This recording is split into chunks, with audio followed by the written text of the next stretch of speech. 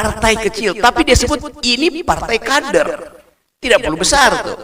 Jadi dia fokus pada kaderisasi untuk menghasilkan kader. Itu PSI zaman dulu ya. Kalau di zaman sekarang dia nyolong kader orang lain, jauh banget tuh.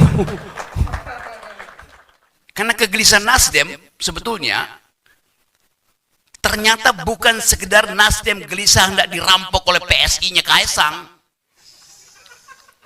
tapi dia gelisah bila setelah dirampok PSI itu juga nggak paham PSI lama.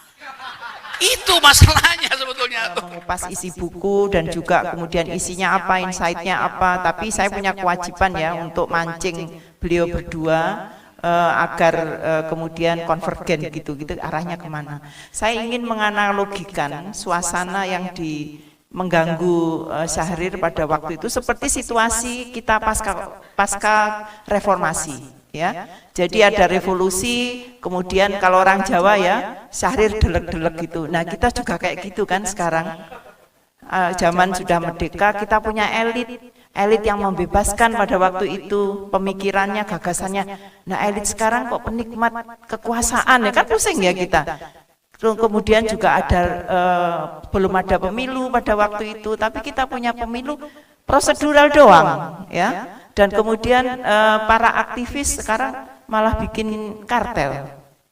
Kemudian juga para elit sekarang malah menggunakan kekuasaan untuk kepentingan sendiri. Jadi rakyatnya masih keleleran kalau orang Jawa ya. Ketinggalan di masa revolusi sampai kemudian Syahrir menyebutnya gimana ini gak ada pendidikan untuk mereka. Setelah ada pendidikan ternyata di capture sama elit di zaman revolusi, sehingga istilahnya Kak Rocky ini gara-gara nggak ada etik, nggak ada moralitas, sama persis apa yang digelisahkan oleh Syahrir, kemudian juga dilanjutkan dengan bahasa yang sama-sama maki-makinya ya. Syahrir tukang maki-maki, dia juga tukang maki-maki. Iya bener kan? Iya tukang maki-maki di sana. Bung Karno aja dikatain pengecut kayak gitu kan ya. Nah ini juga gitu.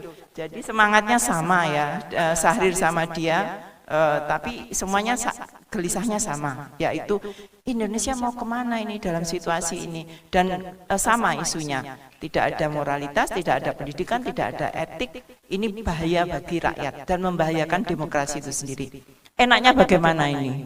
Situasi yang kayak gini, kalau kita kaitkan di zamannya Syahrir yang seperti itu dan pada saat ini, kira-kira kalau mau nulis buku seperti Syahrir itu isinya apa gitu ya. Silakan. Oke, terima kasih Kak Eva. Dan Eva tadi menyebutkan ini forum. Forum itu lebih luas dari partai. Sama seperti ide lebih luas dari anggaran dasar. Nasdem adalah ide, Nasdem adalah forum. Sultan Syahrir memutuskan untuk menghidupkan forum akademis, untuk etis. Karena itu dia nggak peduli. Partainya kecil banget tuh PSI itu. 5 kursi cuma dapat.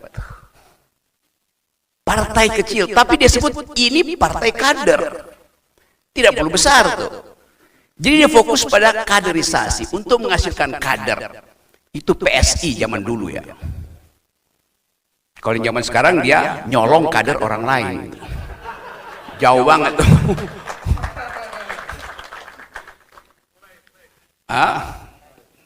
Nggak bakal gua akhir kalau udah mulai.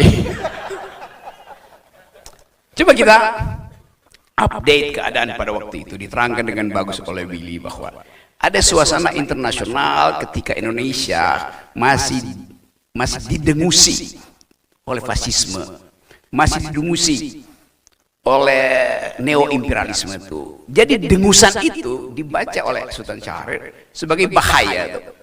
Karena itu bagi dia adalah persiapan moral etik dari bangsa lebih penting daripada sekedar ini dadaku, mana dadamu. Konyolnya di situ. Tapi Sultan Syahrir mengerti bahwa Indonesia butuh waktu untuk keluar dari jebakan feodalisme, dari jebakan mental fasistis. Saya lanjutkan sedikit yang diterangkan oleh Willy. Kita dari periode kira-kira ketika Bung Karno, Bung Hatta, Bung Syahrir diekstradisi oleh Belanda, ada yang ke Banda Neira, ada yang ke Bengkulu, ada yang ke apa namanya Nusa ke Bovendigul, ada yang ke Flores segala macam itu. Itu periode dari tahun 30-an sampai kira-kira mulai 42. Jepang akhirnya masuk ketika elit Indonesia itu tidak ada di Jakarta, tidak di Surabaya, tidak di Jogja, karena ditahan Belanda. Jadi Anda bayangkan bahwa 350 tahun dijajah oleh Belanda. Dan orang selalu bilang Belanda itu penjajah yang benevolent, kira-kira begitu tuh. Yang ya masih ada politik etisnya tuh, percakapan masih bisa tuh. Hilang itu karena Belanda kemudian mengambil risiko, oke ini bangsat-bangsat pemikir ini kira-kira udah mencium bahwa akan terjadi proses dekolonisasi di Asia Afrika tuh, lalu ditahanlah. Jadi bayangin dari tahun 30 Bung Karno mengucapkan pidato pembelaan di Bandung tahun 30, ditangkap-tangkepin aktivis junto politisi itu. Jadi Indonesia kehilangan forum untuk bercakap-cakap. Masuklah fasisme Jepang. Jepang nggak pernah peduli percakapan. Buat fair bahwa Belanda tetap peduli percakapan.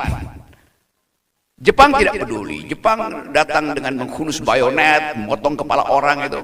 Itu periode 3,5 tahun sampai 45. Jadi mental yang ditinggalkan oleh fasistis itu melekat sebagai fondasi sebetulnya untuk menghasilkan Indonesia merdeka. Nah, Sultan Syahrir membayangkan itu, bayangin misalnya Indonesia merdeka dengan mental yang masih fasistis, masih feodal. Itu saya kira kalau saya bikin semacam pendalaman filosofi, Syahrir menganggap bahwa pemimpin itu pasti yang dieluk-elukkan oleh massa. Karena itu tadi betul, dia nggak mau diminta untuk pemimpin, bahkan diancam oleh pemuda untuk you aja yang pimpin, kan you punya ide. Jadi kita coba lihat bagaimana seseorang yang paham tentang sejarah negeri ini mengambil keputusan etis untuk menyerahkan kepemimpinan itu pada Bung Karno yang pada waktu itu memang sangat populer. Dan kita mulai lihat bagaimana refleksi pada Syahrir. Akhirnya kita tahu bahwa Syahrir politisi, dia sebetulnya pedagog. Dia adalah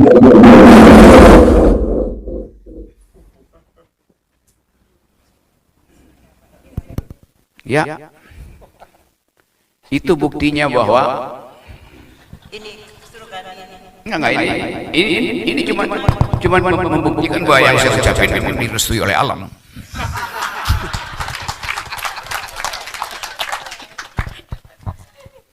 Kita balik lagi untuk membaca format politik yang ditinggalkan oleh Syahrir adalah kaderisasi, bukan partai massa.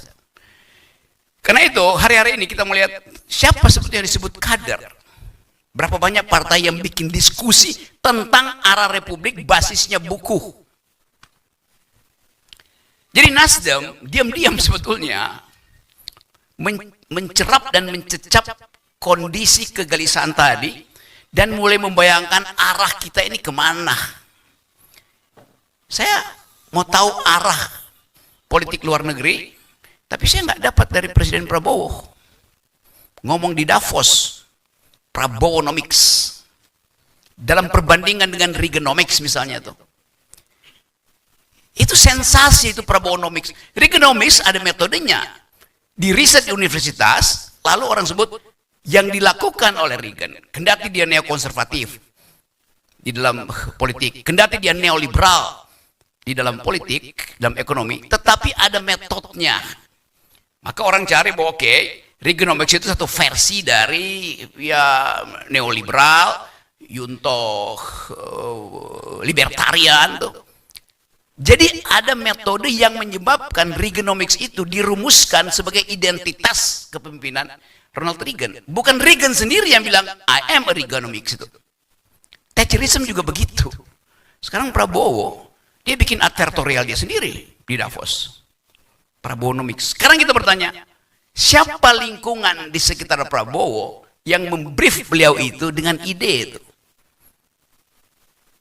jelas ada lingkungan neokon waktu Reagan memerintah. Jelas ada lingkungan akademisi neokonservatif ketika Thatcher mengucapkan bahwa saya anti buruh. Urusan apa? Orang mengerti bahwa itu ideologi Thatcherism, anti buruh. Yang penting jumlah uang beredar bisa menghasilkan pertumbuhan. Jadi kita lihat bagaimana ide itu sebetulnya dihasilkan oleh percakapan intelektual yang berat. Demikian juga Sultan Syahrir. Lingkungan dia adalah lingkungan intelektual yang berupaya untuk menertibkan cara berpikir dengan reasoning yang bagus, dengan retorik yang teratur. Sekarang kita nggak lihat itu, semua orang ngomong sesuka-sukanya, tapi kosong, zong. 1.200 profesor, saya bayangkan waktu itu dipanggil oleh Prabowo, akan terjadi percakapan luar biasa untuk memperlihatkan pengetahuan dari 1.200 guru besar ini tentang visi Indonesia itu, tentang arah Indonesia itu. Ternyata diam semua tuh, nggak ada yang bicara tuh. Jadi kita nggak bisa membayangkan bagaimana negeri ini hendak dituntun secara etis, dituntun secara akademis, kalau mereka yang bergelar akademis buta huruf terhadap sejarah pemikiran pendiri-pendiri bangsa ini tuh. Buku tipis itu udah puluhan kali kita diskusikan dari zaman aktivis dengan Willy segala macam tuh, sama Master Damani. Tapi sekarang senyap, nggak ada pembicaraan itu tuh. Kita tidak lihat di DPR itu ada semacam perdebatan tentang ide itu. Kita marah tentang polisi, marah tentang Agrinas, marah doang. Tapi tidak ada yang bongkar di belakang itu desain apa sebetulnya tuh. Jadi kalau kita mulai kembali untuk menghasilkan Indonesia yang berpikir, hanya mungkin dilakukan oleh setiap manusia Indonesia yang ingin melihat arah bangsa ini di dalam sejarah panjang arah politik dunia. Tidak ada sejarah Indonesia. Sejarah Indonesia bagian dari sejarah dunia. Tidak ada ekonomi Indonesia. Ekonomi Indonesia adalah bagian dari permainan ekonomi global tuh. Jadi kalau kita baca komentar talk show itu, kadang-kadang saya malas. Itu bikin sakit kepala. Diundang talk show udah bayangin, buset ini, ya gue akan ketemu dengan kepala tanpa isi tuh. Karena itu gue enak aja ngeledek aja kan. Karena cuman itu yang bisa membuat saya bahagia, itu ngeledek orang tuh. Dungu, goblok, bego segala macam. Karena faktanya begitu. Tapi kita percaya bahwa di dalam kebingungan, dalam kegelisahan, selalu ada sinyal kecil yang dibaca oleh mereka yang tertib memperhatikan arah masa depan. Jadi waktu Willy telepon, ada buku, gue bilang, wah, ada partai yang berupaya menghubungkan restorasi yang mereka klaim hari ini dengan kegelisahan di masa lalu tuh. Dan coba cari arah. Apa ide yang bisa disodorkan dalam ketegangan geopolitik hari ini. Dimana mungkin 2 jam lagi itu submarine dan kapal Indo-Amerika itu udah mendarat di Iran. Tapi kita nggak pernah tahu apa yang terjadi di Iran. Udah berapa puluh ribu orang yang mati itu. Tapi kita tahu bahwa sedang terjadi proses realignment global politics itu kan. Kita tahu bahwa apa yang terjadi di bencana di Sumatera itu bagian dari problem environmental ethics. Tapi kita maki-maki doang tuh. Nggak ada orang yang berpikir bahwa apakah ini bagian dari situasi kita tidak do not speak environmental ethics yang itu terjadi kan. Jadi pendalaman akademis, Yunto, kemampuan untuk mengintip problem etis dari bangsa ini nol. Jadi sekali lagi, kalau kita uraikan itu dalam perspektif mencari visi, Nasdem ada di depan pada akhirnya tuh. Dan memang ada di depan saya. Mengundang saya itu artinya ada risiko kan. Karena kegelisahan Nasdem sebetulnya ternyata bukan sekedar Nasdem gelisah hendak dirampok oleh PSI-nya Kaisang. Tapi dia gelisah bila setelah dirampok, PSI itu juga nggak paham PSI lama. Itu masalahnya sebetulnya tuh. Iya kan? Jadi bayangin, bagaimana kita mau hasilkan satu Indonesia yang bermutu kalau tanpa ada percakapan. Dan saya gembira bahwa di sini ada perpustakaan itu. Partai tanpa perpustakaan itu isinya cuman massa. Partai harus punya perpustakaan. Saya ingin kita tuntun dulu. Itu ada tempat lain lah tuh bicara barang. Saya bicara orang, bukan bicara barang. Waktu Syahrir memutuskan untuk memilih menjadi pedagog, dengan sendirinya dia menghindari seluruh narasi demagog. Jadi dia konsisten untuk bilang saya pedagog, karena itu saya mau bertengkar. Bertengkar itu dengan orang, bukan dengan barang. Ada sebut tadi remaja bernegara, itu memang orang. Ada remaja yang hanya bisa dilihat sebagai barang, yang seringkali digantung di sebelah kiri, dan ini nggak ada tuh. Apa? Jadi coba kita lihat kemampuan Syahrir untuk mendebat dengan rasio. Dia basiskan pada determinasi etik. Dia nggak mau orang berdebat seolah-olah mana yang etis, mana tidak etis. Iya, etis tidak etis itu ya pilihan orang. Tetapi pendasaran etiknya harus logis. Itu intinya tuh. Anda bisa bilang, oh tidak etis untuk tidak membungkuk pada presiden. Ya tidak etis memang bahasa tubuh. Tapi apa dasarnya saya harus membungkuk? Kan itu. Oh kita sama-sama kan? Itu poinnya itu tuh. Jadi sekali lagi, apa alasannya mesti bersopan santun pada pemimpin publik? Apa dasarnya? Mereka Anda pilih, mereka yang mesti membungkuk padamu. Kan begitu logikanya tuh. Jadi kita coba tadi, kita fasilitasi forum semacam ini untuk bring ideas back, kembalikan ide itu sebagai prinsip supaya kita tahu demokrasi itu artinya kesetaraan antar warga. Itu intinya. Nah sekarang feodalisme itu justru yang menguasai bahasa tubuh manusia. Kan itu sering saya katakan, sopan santun itu kemunafikan dalam politik. Apa yang sopan santun dalam politik? Kita sopan pada orang tua, pada persahabatan.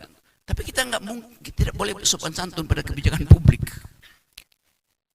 Nah kita mulai melihat bahwa hal yang pernah dideteksi dengan baik oleh Tuan Syahrir, bahwa Indonesia pada akhirnya akan berhadapan dengan a kind of communitarianism. Semacam komunitas yang sebetulnya di dalamnya tidak ada percakapan rasional. Satu waktu Tuan Syahrir naik pesawat di bagian Indonesia Timur itu, lalu dia lihat dari atas, lalu dia komentar, kalau nggak salah Rosyan Anwar ada di pesawat. Aduh, kita hidup dalam republik. Res publica artinya ada urusan publik. Tapi kalau saya lihat komunitas-komunitas di bawah kita itu seperti kalau nggak saya disebut kumpulan-kumpulan lokasi aja tuh, tidak terhubung oleh ide itu. Kumpulan lokasi, dan itu masih ada sampai kita sekarang. Kumpulan orang yang bergerombol, kita lihat di atas itunya kepala semua isinya. Kita nggak bisa baca isinya, isi kepalanya, karena kita cuma lihat kepalanya tuh, gerak-gerik orang itu, bukan gerak-gerik pikiran. Anda lihat talk show, orang marah semua di situ, saling maki, marah-marah tuh, memaki tanpa arah, marah ke semua arah, artinya marah tanpa arah, karena marah tanpa dituntun oleh kemampuan berargumentasi. Jadi kalau saya rumuskan misalnya, Sultan Syahrir punya keinginan untuk menghasilkan Indonesia yang argumentatif, tapi dia cukup sabar untuk tahu, bangsa gue ini ya belum bisa nyampe lah kira-kira. Karena itu ketika orang baca bilang, oh ini ya, anak PSI itu, ya itu anak menteng. Memang itu sebetulnya. Karena PSI pada waktu itu, Partai Sosialis Indonesia, pada waktu itu, ya intelektual yang mondar-mandir sekitar menteng sini kan. Sultan Syahrir itu rumahnya di Jalan Jawa di sini nih. Sekarang namanya apa nih? Cokro Aminoto. Saya tinggal di Jalan Teresia. Itu kira-kira 100 meter dari rumah Sultan Syahrir itu.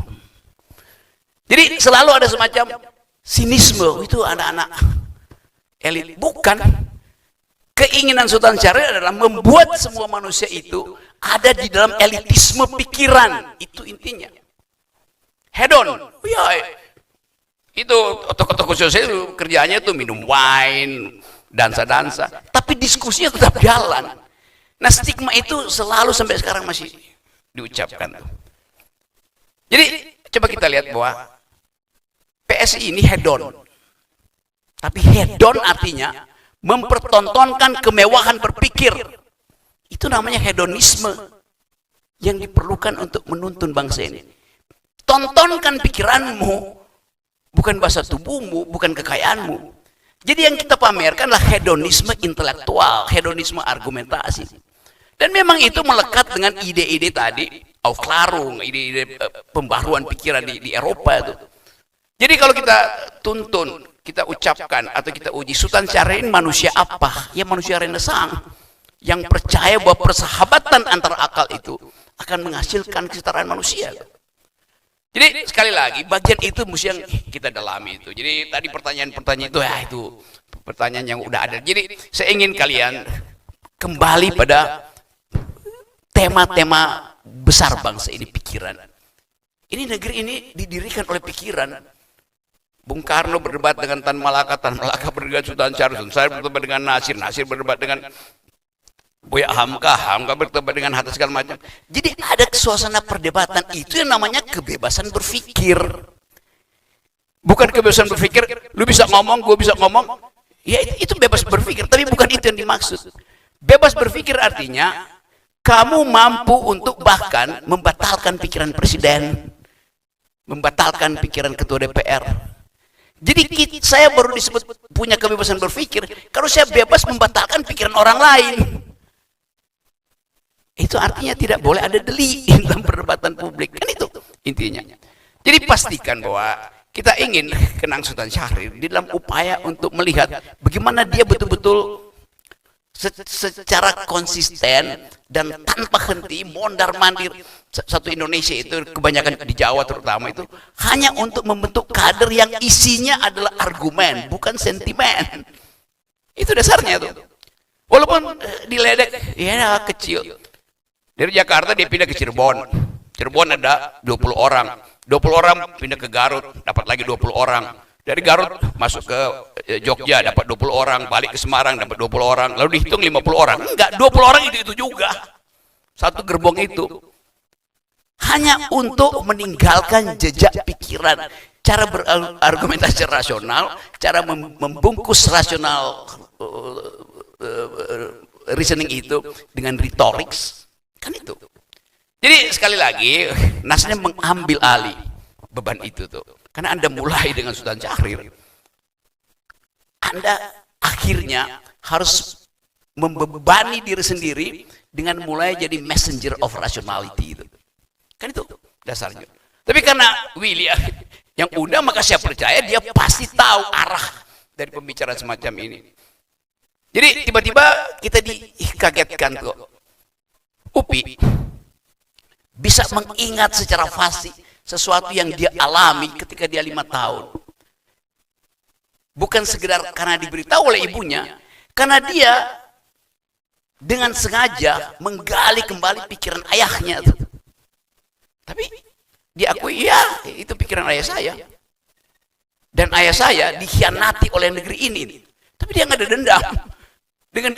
Dengan fasih dia terangkan logik, metodologi, cara berpikir ayahnya. Jadi dia ulas lagi, dia bongkar lagi pikiran-pikiran itu.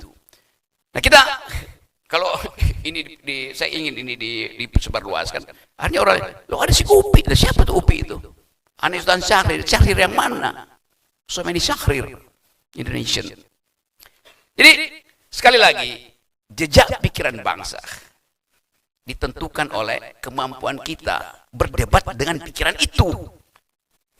Kita baca, ini buku kecil nih, buku Tan Malaka tuh, Madilog, jauh lebih tebal, isinya metode tuh.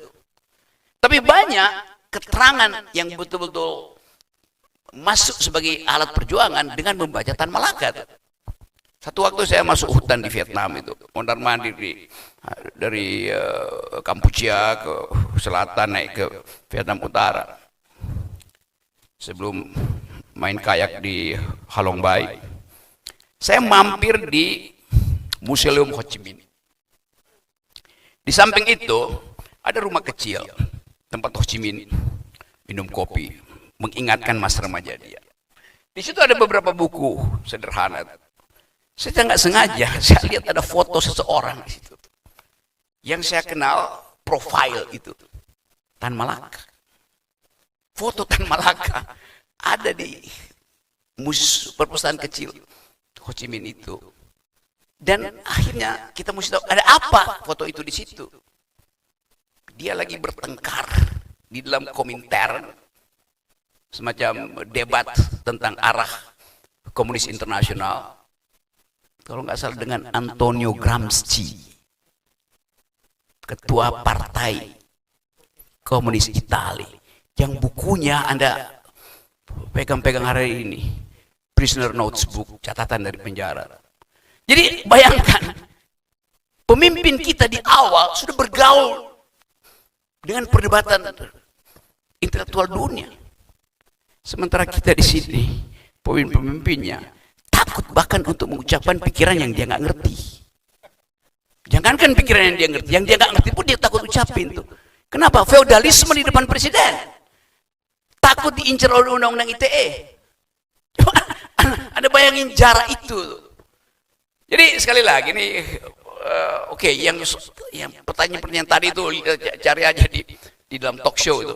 Saya ingin memulai satu fase, yaitu menghidupkan kembali perdebatan publik dengan membaca semua argumen yang pernah ditaruh oleh pemimpin bangsa ini, dan itu adalah warisan intelektual kita yang hilang sampai 5 jam yang lalu.